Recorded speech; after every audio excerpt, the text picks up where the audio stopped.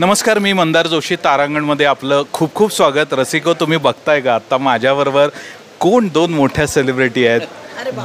The great आदेश बांदेकर आणि the great Suchitra Bandekar. आणि विशेष म्हणजे आदेश बांदेकर गेल्या 12 वर्षापासून आमच्या तारांगण मासिकाचे अतिथी संपादक आहेत. अत्यंत प्रेम आहे त्यांचं माझ्यावर, सुचित्राजींचंही. आणि आज ऑकेजन आहे, आम्ही ढेपेवाड्यात आलो आहे पुण्याजवळच्या, आणि तिथं आत्ता घरोघरी मातीच्या चुली सोहम प्रोडक्शनची निर्मिती असलेली सिरियल येत्या 18 मार्चपासून स्टार प्रवाहावर सुरू होती आहे. आणि सुचित्राजी, किती छान मोमेंट आहे. आम्ही आत्ता त्याचा काही थोडासा भाग बघितला, कलाकारांचं संभाषण ऐकलं. आणि तुमचं मी अभिनंदन याच्यासाठी करतो आहे की तुमची एक सिरियल ऑलरेडी नंबर 1 आहे आणि आता ही तशीच प्रॉमिसिंग वाटते आहे. तर मुळात ही कॉन्सेप्ट कशी सुचली तिथंपासून आपण बोलूया. कॉन्सेप्ट ही स्टार प्रवाहाचीच आहे.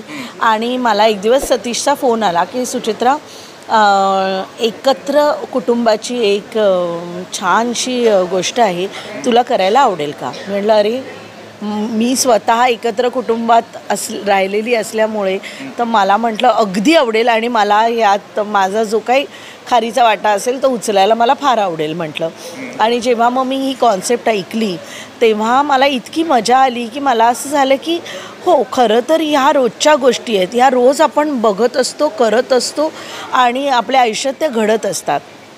पण त्या जेव्हा आपल्याला पडद्यावरती मांडता येतात अतिशय प्रभावीपणे, तेव्हा जी मजा येते ती मला ही मालिका तुमच्या समोर सादर करताना येते. आणि यातले कलाकार म्हणाल तर एकापेक्षा एक पॉप्युलर कलाकार सगळेजण आहेत.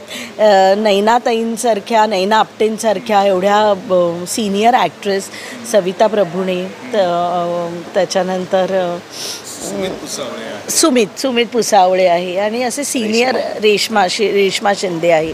असे भरपूर सविताताईंचं नाव मी घेतलं तर प्रमोद पवार आहेत. असे सगळे सिनियर आणि एक्झॅक्टली असा इतका अफलातून मेळ या सिरियलद्वारा बसतोय. So I am really keeping my finger cross की छान व्हायला हवं हे सगळं. आदेशजी, माझा तुम्हाला आता प्रश्न असा आहे की तुमचं सोहम प्रोडक्शन खूप जोराने प्रगती करतं आहे आणि सुचित्राजी आणि सोहमचं तर कष्ट बघतो, तुम्ही भयंकर कष्ट करत असता, पण तुमचं खूप वेगवेगळी फील्ड आहेत, तिथं तुम्ही काम करत असता. माझा प्रश्न आहे की ह्या दोघांना तुम्ही कशा पद्धतीने मदत करत असता या प्रोडक्शनसाठी?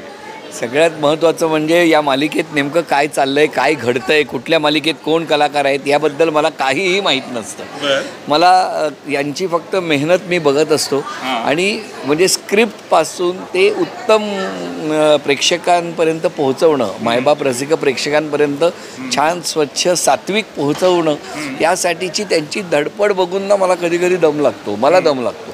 आणि खरं सांगतो की जे केलं ते प्रामाणिकपणे, जे केलं ते अत्यंत उत्तम. आणि सोहम आणि सुचित्रा, म्हणजे सोहमसुद्धा जेव्हा सकाळी 7 वाजता उठून सेटवर युनिटचा सदस्य होतो. रसिको, मी 1 मिनिट थांबवतो. आदेशजी सोहमचं नाव घेतात आणि सोहम आलेला आहे साक्षात.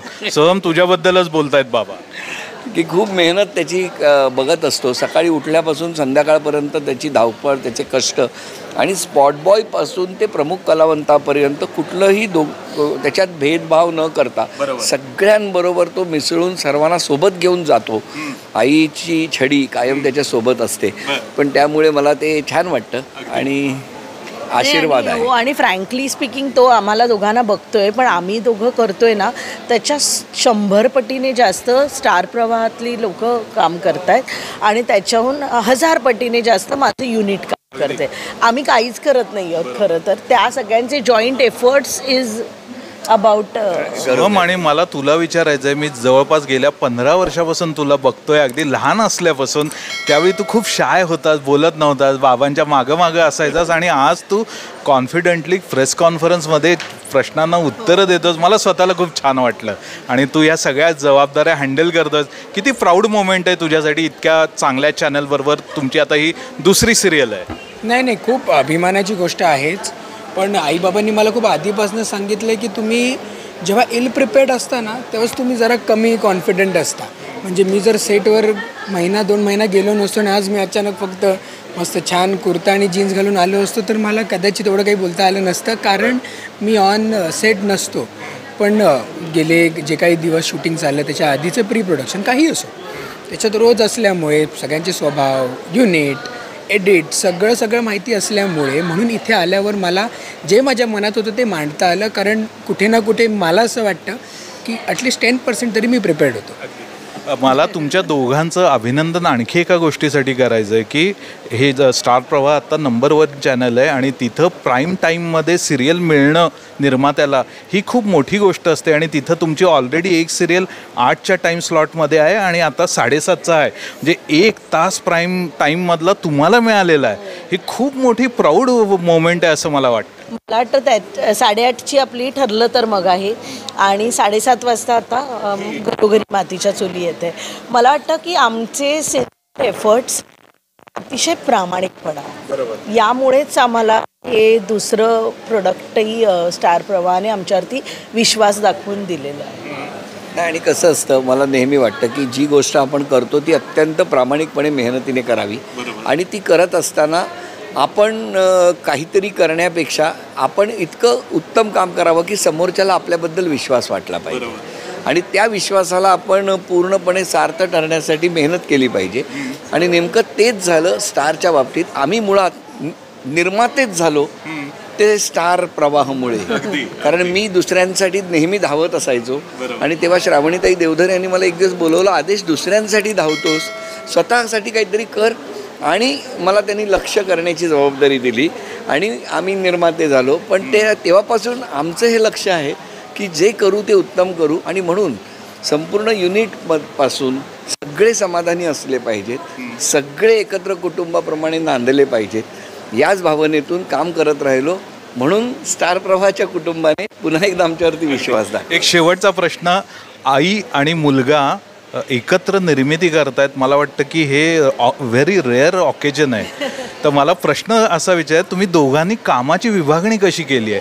कशा पद्धतीने तुम्ही दोघं हँडल करताय एवढा सगळा व्याप? ओके, कामाची विभागणी अशी आहे की मी फक्त क्रिएटिव्ह पार्ट बघते आणि सोहम क्रिएटिव्ह ॲज वेल ॲज अकाउंट्स हे पार्ट जास्त सोहम हां, म्हणजे अकाउंट्स आणि प्रोडक्शन सगळंच मी फक्त क्रिएटिव्ह बघते. मग त्यामुळे मग त्याचं असं असतं की बऱ्याचदा प्रोडक्शनवाले त्याला सांगतात की सोहम जरा आईला सांग एवढं मोठं कसं होणार, काय होणार. आणि मग तो मला सांगतो आणि मी त्याला सांगते नाही मी हे कन्सिव्ह केलेलं आहे, आता ते कसं दाखवायचं बजेटमध्ये ते तुम्ही ठरवा, दॅट्स नॉट माय लुकआउट. अशी आमची असं असते. आणि हे साहेब मार्गदर्शनाला असतील? नाही निघून जातो. नाही आम्हाला जेव्हा फक्त अडचण येते तेव्हा पहिला माणूस हाच असतो जो आमच्यासाठी उभा राहतो. अडचण सोडवतात. येस, ऑफकोर्स, एकदम. खूप छान. मला वाटतं की रसिको बांदेकर कुटुंब आज पहिल्यांदा तारांगण डिजिटलवर आलंय, तेव्हा मला खूप आनंद होतोय. आपण भविष्यातही अनेक मुलाखती करणार आहोत, पण आज आपण ह्या कार्यक्रमासाठी आलोय तेव्हा मी ही मुलाखत एवढ्यापुरतीच मर्यादित ठेवतो. तुम्हाला खूप खूप शुभेच्छा. धन्यवाद. Thank you so much.